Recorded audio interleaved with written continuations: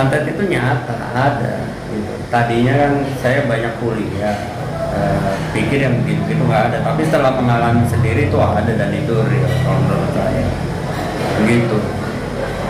Jadi kalau bilang santet itu tayul enggak, dan tindak pidana santet diadopsi itu walaupun setengah hati di KUHP baru pasal 252 dengan ancaman 1 tahun 6 bulan dan denda 200 juta. Tapi itu kan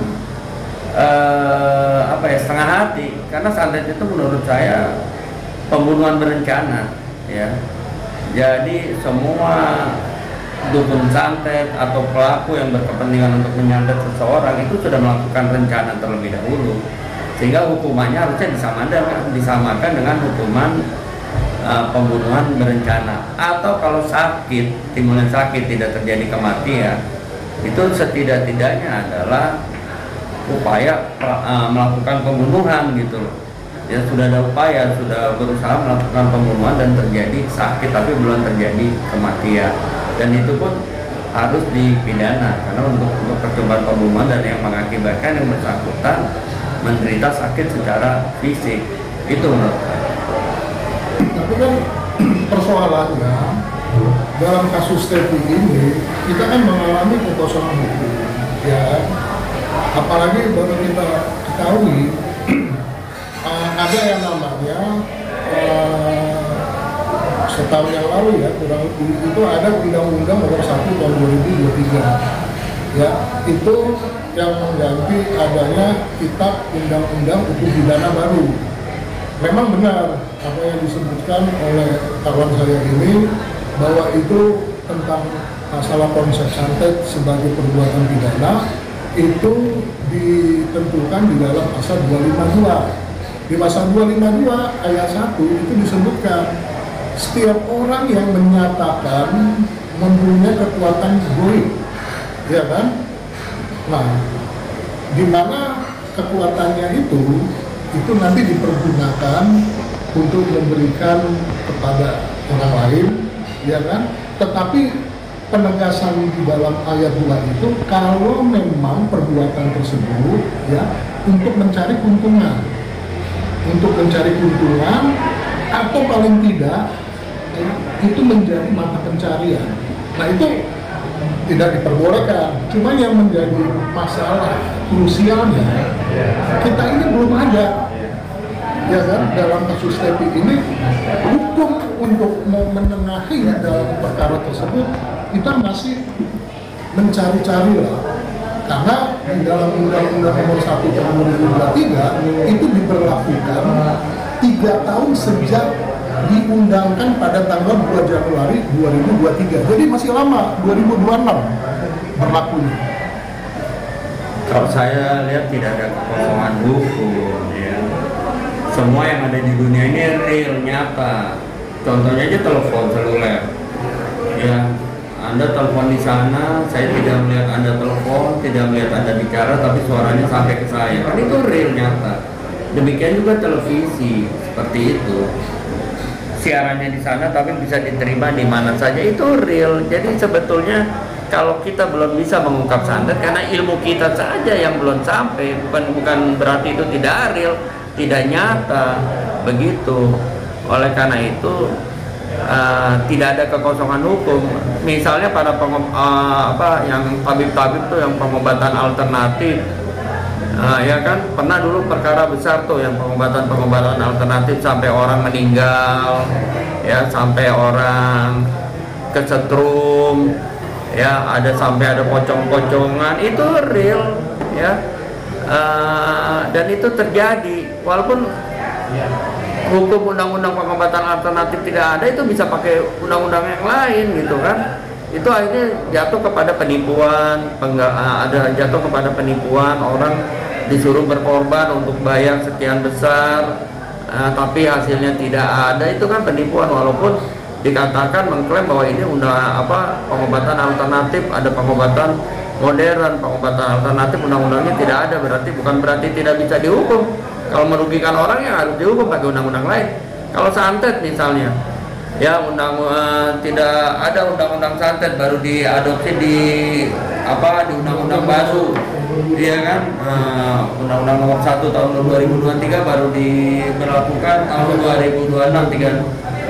Ya bisa pakai undang-undang lain karena ini kasusnya real. Misalnya santet nih ya, saya kasih contoh. Kenapa bisa real? Kenapa materialnya jelas? Apabila di tubuh seseorang nih, saya misalnya punya ijuk sapu ya. Ijuk sapu saya potong dua, crack. Tahu-tahu yang satu dikirim berada di tubuh orang lain. Potongannya ada nggak di saya? Kalau saya ahli santet, potongan yang separuh lagi ada di mana dan bagaimana mengirimnya? Kan seperti itu. Berarti saya punya kemampuan. Ya, orang udah mengklaim saya punya kemampuan. Terus secara formal jelas saya punya kemampuan karena ada pengakuan, ada orang yang datang ke saya dan orang sekitar itu tahu. Barangkali juga diumumkan di media massa. Ahli membuka aura dan sebagainya ya kan, seperti itu udah real. Jadi potongan ijuk ini kalau sampai ke tubuh orang, kalau dicocokin sama itu udah jelas sebagai alat bukti. Seperti itu. Demikian juga paku ya, orang beli di material satu paku itu pabriknya sama atau sama. Ada nggak paku yang serupa yang ada di tubuh orang dengan paku yang ada di rumah dukun santet itu? Pasti ada. Itu real, belinya di mana jelas. Sehingga bagaimana cara mengirimnya ya kita analogikan aja. Seperti seluler, suara kita bisa kekirim dan sebagainya. Atau film yang futuristik seperti Star Trek ya kan, bisa memindahkan seseorang dari satu tempat ke tempat lain. Itu real dan itu dapat dilakukan. Jadi bukan berarti tidak real aja sebagai halusinasi atau bukan. Tapi mungkin karena ilmu kita yang belum sampai ya. Seperti itu sih kalau menurut saya. Jadi tidak ada kekosongan hukum. Santet itu pembunuhan berencana ya. Jadi santet itu real pembunuhan berencana karena pasti direncanakan dulu ya, dipersiapkan dulu.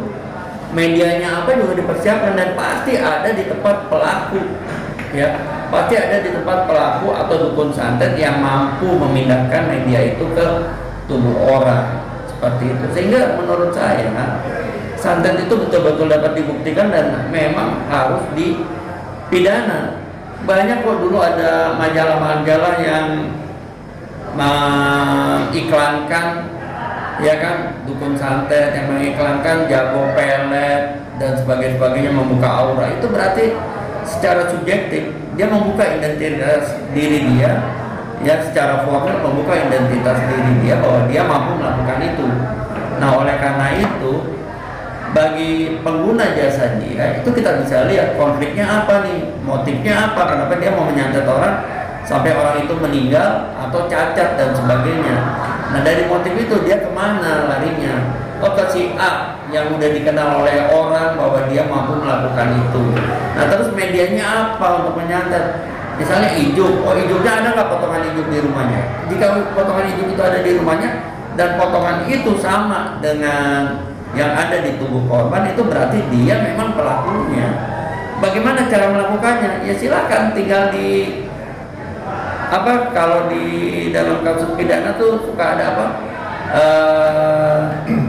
orang rekonstruksi ya, dia coba silakan direkonstruksi di situ bagaimana dia cara melakukan. Sehingga menurut saya walaupun undang-undang itu baru berlaku tahun 2026, bisa saja dijerat dengan pasal 340 sebagai pembunuhan berencana. Kalau tidak mati ya coba percobaan pembunuhan dengan mengakibatkan yang bersangkutan sakit atau cacat tetap. Nah, hal itu dapat dengan mudah kok dibuktikan.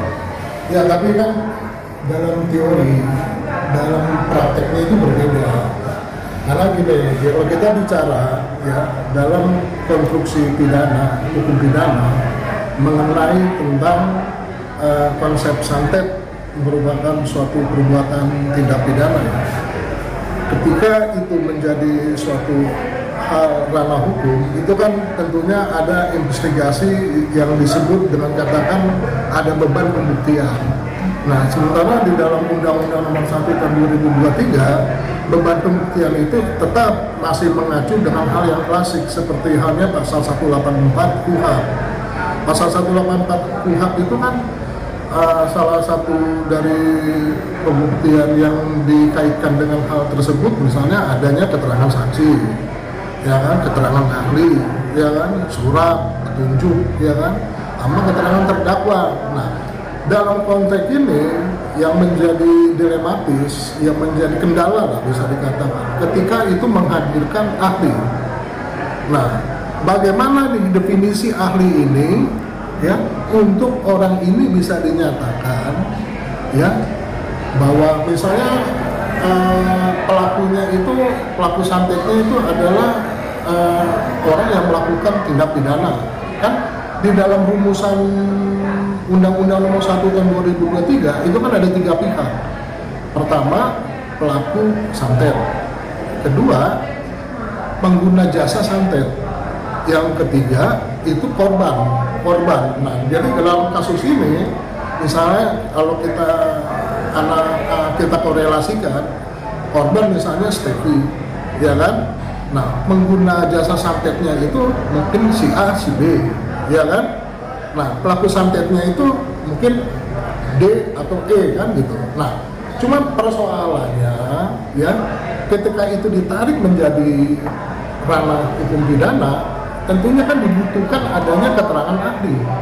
Nah, bagaimana nih untuk mengeksplorasi perkara ini, dan keterangan ahli ini bisa dikatakan dia mempunyai nilai yang cukup, mempunyai kapabilitas ya untuk dia sebagai ahli, atau juga keterangan saksi. Keterangan saksi, misalnya saya kasih contoh, ya, misalnya si pelaku korban itu melakukan pelaporan terhadap polisi, ya kan, pelaku korban. Ketika nanti pelaku korban melakukan pelaporan terhadap polisi, tentunya kan ada keterangan saksi itu di situ. Nah, keterangan saksi itu apakah bisa diminta dengan kejujuran? Ini kan menjadi hal yang dilematis juga, karena keterangan saksi juga mempunyai hak ingkar. Dia mempunyai hak ingkar. Nah, ini bagaimana nih untuk mencari jalan tengahnya? Bukan jalan tengah juga, jangan terlalu repot. Saksi juga banyak, saksi ahli juga banyak. Hal-hal yang begini tuh sangat sederhana ya, sangat sederhana banget gitu. Kenapa? Ya, misalnya ada paku di tubuh kita, pasti metabolisme tubuh kita berubah gitu kan. Dan dokter pun pasti bisa menerangkan bahwa kalau ada paku di tubuh kita pasti akan mengganggu fungsi organ-organ yang ada di tubuh kita, seperti itu. Dan paku itu pun lama-lama berkarat. Kalau berkarat pasti akan juga timbul dampak. Itu ahlinya bisa nyata sebagai dokter, bukan ahli santet juga. Walaupun nanti ahli santet juga bisa dihadirkan sebagai saksi, tapi saksi untuk medis juga bisa. Coba kalau kita ada paku di dalam tubuh kita, karatnya bagaimana? Atau pakunya tajam, nusuk-nusuk, ada nusuk-nusuk khusus, nusuk-nusuk apa kita nggak tahu. Bisa aja itu dokter mampu mengungkap itu. Dan kalau dikatakan apa prosesnya tidak ada kekosongan hukum, saya bilang sama aja seperti proses hukum pidana biasa saja. Toh kasus pembunuhan yang dari sana juga banyak yang tidak terungkap. Apalagi KUHP kan mengatakan bahwa sebenarnya KUHP, maksud saya pembuktian itu kan hanya untuk mendekati kebenaran material, belum tentu juga benar pembuktian menurut pembuktian seperti itu. Sehingga menurut saya ya itu dapat dilakukan terobosan dengan KUHP yang ada, yang sudah berlaku. Tadi kan saya katakan sekali lagi bahwa santet itu adalah pembunuhan berencana dan betul-betul dapat dibuktikan secara material. Seperti itu kalau menurut saya. Tinggal ada kemauan nggak, atau keberanian atau tidak. Ya kan tadi seperti sudah disampaikan bahwa salah satu pembuktian adalah pengakuan tersangka kan. Kenapa tidak bisa dasar juga dengan pengakuan tersangka dengan secara profesional, bukan dengan tekanan-tekanan. Ini punya siapa? Ini kamu kan mengaku kamu sebagai dukun santet. Bagaimana selama ini melakukan? Siapa klien saudara gitu melakukan ini? Untuk kepentingan apa? Udah pasti ada motif di situ akan muncul. Nah, oleh karena itu selama undang-undang yang santet itu belum berlaku, kita dapat gunakan KUHP yang lama. Kita akan desak melalui cara pengakuan dan pembuktian bahwa barang-barang yang ada di tubuh itu ada di sini. Bagaimana cara melakukannya, melakukan media apa, itu juga bisa dibuktikan di tempat itu. Ya, jadi menurut saya selama ada kemauan dan keberanian untuk melakukan terobosan hukum, saya yakin itu tidak mustahil. Ya. Santet itu memang ada, dan itu juga pernah terjadi ya. pada diri saya, pada istri saya pernah dilakukan hal-hal seperti itu. Tapi oleh karena itu saya bisa buktikan, tapi saya tidak balaskan ke yang bersangkutan karena saya lebih baik tidak membalas kejahatan dengan kejahatan. Saya membalas kejahatan dengan kebaikan, dengan kasih, sehingga tidak perlu saya balas dendam. Yang penting saya sudah terbebas, ya sudah, saya tidak perlu balas dendam. Saya juga tidak perlu melaporkan kepada pihak berwajib. Saya juga tidak mau, karena nanti akan menguras biaya yang lebih besar lagi, waktu yang lebih besar lagi, dan saya tidak sempat itu. Saya kembalikan aja, saya balas kejahatan dengan kebaikan, bukan dengan kejahatan lagi. Walaupun saya mampu mengungkap itu. Jadi saya rasa ya, kalau masih situasi kondisi seperti ini, masih relatif sangat sulit ya untuk nggak ada yang sulit. Ya, nggak ada yang sulit. Salah kalau Anda katakan itu sulit. Tidak ada yang sulit. Pembuktian materi bisa kok. Paku, kalau paku itu yang sejenis, apalagi kita tahu nggak ada yang sulit. Kitab undang-undang hukum pidana kita yang lama ini mau diubah. Ya itu yang sedang tadi dengan adanya undang-undang itu bukan kitab suci. Tahun 2023. Undang-undang itu bukan kitab suci. Walaupun undang-undang kita buruk, tapi dilaksanakan oleh aparat yang baik, maka undang-undangnya jadi baik. Jadi sangat sulit. Jangan terlalu formalitas banget, ya kan? Nggak ada.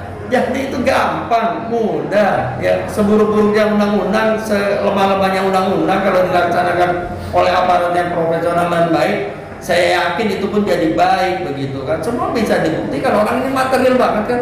Kan hukum pidana kan harus terpenuhi syarat materialnya kan, seperti itu. Dan itu nyata gitu. Santet itu nyata, bukan ilusi. Benar-benar nyata. Sehingga gampang gitu kan. Ya, tidak ada yang sulit. Memang itu nyata. Tapi hukum kita ini yang tidak bisa. Oh, jangan tidak bisa, lebih kejam lagi. Mayatnya ada, korbannya ada, udah meninggal. Terus hukum tidak bisa membongkar itu. Siapa yang bertanggung jawab atas kematian yang bersangkutan? Kalau dokter katakan tidak ada penyakit. Nah, pertanyaan saya, jadi dalam kasus orang disantet, ya, apa bisa kita menjerat siapa pelaku yang sebenarnya? Oh bisa, mudah. Tinggal cari mereka-mereka yang berkonflik, yang mempunyai latar belakang kuat untuk membunuh atau membuat cacat seseorang. Ya itu bisa latar belakangnya. Memang perlu penyidikan, pembunuhan juga perlu penyidikan kok. Butuh penyelidikan pembunuhan. Begitu. Bagaimana nanti polisi untuk menyelesaikan itu? Ya kita jangan ngajarin bebek berenang lah. Lalu bagaimana nanti jaksa untuk menyelesaikan? Sekarang gini, banyak aparat penegak hukum itu mencari seseorang aja dengan media yang jadi di luar itu. Undang-undang nomor 1 tahun 2003 pun diadu. Undang-undang itu buku ya, nih, ditaruh aja nggak bisa bergerak. Dalam konsep santet, buku nggak bisa bergerak. Pidana itu pun pasal 252 pun menjadi perdebatan yang undang-undang itu menciptakan manusia, manusia. Karena banyak ini banyak ada hal-hal yang harus dibenahi. Benda mati, undang-undang ini benda mati. Bisa hidup kalau ada manusia yang menghidupkan, yang menggerakkan. Intinya kembali kepada manusianya, mampu atau tidak. Seperti itu. Ini bukan kitab suci. Ini bisa berubah suatu saat. Dan ini juga kalau tidak digerakkan oleh manusia, tidak bergerak, undang-undang mati. Seburuk-buruknya undang-undang, kalau dijalankan oleh aparat yang baik, menjadi baik itu undang-undang. Jadi jangan terfokus pada buku. Seakan-akan kita diajarkan oleh buku, padahal buku itu diciptakan oleh kita sendiri. Tapi kita harus tahu juga, kita ini kan negara hukum. Negara hukum kita ya, kalau bicara negara hukum, kita sudah punya hukum. Buat pembunuhan berencana udah ada hukumnya, percobaan pembunuhan udah ada hukumnya. Ya kenapa ini udah ada hukumnya, kenapa tidak bisa dilaksanakan? Apalagi kalau orangnya pernah mengiklankan diri bahwa dia bisa santet. Orang sekitarnya bisa menjadi saksi bahwa emang dia dukun santet selama ini, dukun pelet selama ini. Siapa yang pernah datang ke sana? Oh si A yang pernah datang berkunjung. Apa tujuannya? Orang mau cari rezeki aja, cari fotonya di situ. Kok bisa ada foto orang ada di situ? Misalnya foto orang ditusuk paku, terus kok bisa ditusuk paku? Apa motifnya menutup paku? Kenapa paku itu bisa di sana? Ya kayak kita suara kita aja, suara kita di sini bisa sampai di belahan dunia, di kutub utara juga bisa. Kenapa tidak bisa dibuktikan? Yang penting materi pembunuhnya itu ada di tubuhnya, serupa dengan kalau menurut saya, gitu loh. Saya rasa Jangan pakai rasa, pakai pikir. Dalam kasus santet seperti ini, untuk sementara ya, kita menunggu nanti timing yang pas nanti di 2020. Jadi menunggu korbannya banyak nih, ya kan? Karena kita tidak bisa untuk bisa menyelesaikan itu. Bukan tidak bisa, kemauan. Berarti nunggu korbannya banyak. Hari ini kan yang disantet si A, si B, si C. Terus nunggu korban berjatuhan nunggu tahun 2026. Aduh, astagfirullahaladzim. Nggak bisa begitu.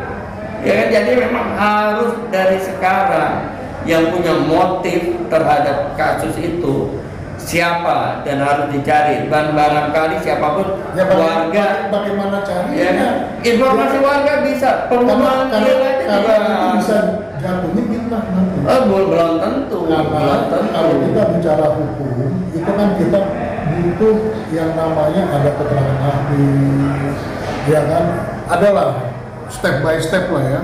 Formalitas. Jadi nggak bisa menyederhanakan sesuatu. Gitu. Memang itu harus dilalui. Keterangan ahli itu memang harus ada. Seperti ahli kedokteran. Ahli siapa yang bisa menyelesaikan persoalan-persoalan saya? Banyak, ya. Banyak. Saya juga anak didiknya Profesor Dokter Tubagus Roni Nitis Bakara. Beliau itu bisa seorang profesor membuktikan. Saya mahasiswa beliau, Profesor Dokter Tubagus Roni Nitis Bakara. Banyak ahli. Saya rasa ini menjadi suatu asumsi, ya kan? Pikiran yang belum bisa kita selesaikan dengan baik. Bisa, kenapa enggak kok? Jadi jangan sampai nunggu korban banyak. Ada KUHP juga, ada aturan membuktikan sama pembuktiannya. Sebelum ada undang-undang sama sesudah ada undang-undang, pembuktiannya sama, harus melalui proses yang sama. Kenapa enggak ada beda dong? Beda. Enggak. Itu kan hanya legalitas saja untuk menjalankan. Ilmu metafisik dengan ilmu. Enggak metafisik loh, enggak metafisik. Sekarang kalau udah jenazahnya ada, ya terbunuh akibat santet, terus diam, hukum tidak bisa bicara, tidak bisa proses. Ada apa ini? Padahal bisa dengan undang-undang lain. Saya pernah mengalami kok kasus yang saya bilang pengobatan alternatif, undang-undangnya belum ada, tapi bisa dipenjara itu pelakunya. Ya enggak? Nah itu tinggal kemauan dari aparat penegak hukum. Sehingga tidak perlu menunggu undang-undangnya 2026, total korbannya udah banyak. Bagaimana rasa kemanusiaan kita? Bagaimana rasa keadilan kita sebagai masyarakat? Kalau nunggu undang-undang itu berjalan, padahal korban santet sudah berjatuhan misalnya, kan begitu. Jadi harus kita dukung aparat penegak hukum, mulai dari kepolisian, kejaksaan sampai ke hakim, kita dukung untuk segera jangan sampai hal ini terjadi lagi kepada orang-orang lain, begitu kan. Tinggal coba kebayang ya, pembunuhan berencana yang ada di ini, ancaman hukumannya bisa seumur hidup ya. Santet di undang-undang yang baru 1 tahun 6 bulan. Nah nanti ini santet semara kan, kalau ketahuan cuma 1 tahun 6 bulan. Kalau nggak ketahuan, aman-aman aja kan. Oleh karena itu sudah harus mulai bekerja aparat penegak hukum untuk melindungi rakyat. Hukum ini kan dibuat untuk melindungi rakyat. Aparat ini juga untuk membela kepentingan rakyat. Nah dua ini harus segera dijalankan. Jangan sampai nunggu korban berjatuhan lebih banyak. Menurut saya sih begitu. Ya, mau bagaimana lagi ya kan? Sebenarnya gini loh. Kalau saya menganalogikan untuk sementara ini ya kasus santet ya. Ini kan kasus santet ini kan sifatnya bisa dikatakan imajiner lah ya. Jangan dibilang imajiner, real. Karena kasus santet itu bukan imajiner. Kalau anda pernah jadi mahasiswa eksakta teknik, jangan kebanyakan nonton film yang imajiner. Dalam ilmu matematik, santet mayatnya ada nggak? Ini kita anggap mayatnya ada dulu. Mayatnya ada nggak? Jangan dibilang imajiner. Di dalam ilmu matematik ya ada yang namanya nilai yang imajiner dengan yang tidak imajiner. Ini mayatnya. Nah sekarang pertanyaannya begini, yang kalau orang meninggal ya tiba-tiba sementara medis pun itu tidak bisa mendiagnosa secara pasti ya. Tadi kalau nggak salah, saya disini juga nanya ada seseorang kan mengenai dalam kasus TB. Kasus TB itu kan ada benda kan di dalam badannya. Saya tanya, apakah benda itu jenisnya paku atau tidak? Kan belum bisa dijawab secara tegas. Nah, oleh karena itu makanya saya bilang ini masih imajiner. Ya tinggal di otopsi kalau ada benda, kenapa susah banget di otopsi paku atau bukan? Jangan Anda juga berandai-andai gitu kan. Itu kalau kita di ronsen ternyata ada benda-bendanya apa ya tinggal di otopsi aja, kita ajukan otopsi apa nih bendanya. Terus kita tanya sama ahli kedokteran, kalau benda ini nyangkut di sini, organ apa aja yang akan rusak, mengganggu apa? Itu kan dalam teori. Itu kan dalam teori. Enggak, itu bukan teori kedokteran. Ya kan prakteknya. Ya, ada nggak yang pernah melakukan seperti itu untuk menegaskan?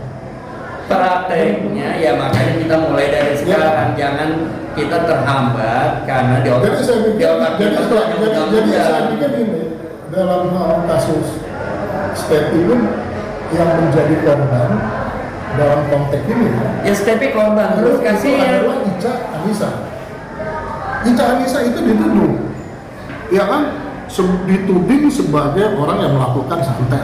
Semakin lama. Sekarang pertanyaan saya begini. Semakin lama sekarang pertanyaan itu, gini. pelakunya lari nanti. Tadi dulu. Sekarang pertanyaan gini. Ada nggak nilai yang secara presisi bahwa saudari di dunia ini nggak ada yang presisi. Anissa itu dituding sebagai pelaku santet? Ini kan jatuhnya fitnah. Ini kan jatuhnya menjolimi orang. Kita nggak bisa lakukan dulu penyelidikan. Ini masih imajiner gitu loh. Nggak imajiner, jangan saja ada kok imajiner gimana. Ini nggak imajiner. Dia semua lakukan penyelidikan, kita juga nggak boleh fitnah. Ada pasal 252 ya di dalam KUHP yang baru ini ayat 1 ayat 2 itu pun ketika diimplementasikan dalam kasus santet itu pun imajiner, perdebatan yang panjang. Pasal 252 di tahun 2020 tadi kita bisa pakai pasal lain. Santet itu pembunuhan berencana dan pasti sudah direncanakan. Nah, aparat penegak hukum seyogianya melakukan penyelidikan juga. Ada apa motifnya? Kan bisa cari. Orang aparat selama ini jago kok. Ada pembunuhan motifnya apa? Ya, ada pemerkosaan motifnya apa? Kita welcome aja. Ada penyelidikan motifnya. Ya kita welcome aja. Saling fitnah memfitnah gitu. Oh nggak fitnah tuh. Dari mana fitnah? Kan dilakukan penyelidikan dulu. Karena rujukannya belum ada. Jenazahnya ada. Terus ronsennya juga ada bukti, ada 2 benda di dalam tubuh itu. Tinggal otopsi mulai dari situ. Kenapa fitnah? Orang jenazahnya ada, kecuali jenazahnya nggak ada, baru fitnah. Nah sekarang dalam kasusnya Stepi, siapa yang bisa disinyalir secara presisi? Lah ya harus investigasi, harus ada penyelidikan. Semua kasus, jangan kasus santet, kasus bukan santet pun harus ada penyelidikan. Ini kan konteksnya ada orang yang dijolimi, yang tidak pasti. Semua juga kasus pembunuhan itu adalah pelakunya. Kasus pembunuhan juga orang itu yang melakukan. Tanda petik ya. Nah ini kan kita harus juga mengantisipasi gitu. Nah, kita juga harus memproteksi juga hak-hak warga negara gitu. Jangan santai, pembunuhan lain juga harus ada penyelidikan, nggak bisa main tuduh sembarangan. Nah, sama. Ini yang terjadi sudah ada saling tuding menuding. Nah itu biarin, ya jangan kita baper, ya kan biarin aja netizen tuh. Wah nggak bisa begitu, nggak bisa. Biarin kita kasih kesempatan aparat bekerja. Harus membangun suatu koridor hukum yang baik gitu lah. Udah ada hukumnya, tinggal dijalankan kok. Kenapa membangun koridor membangun lagi? Kalau bangun bukan yang itu yang lain lah. Ini udah koridor ada kok. Oke, berarti mungkin saya akhiri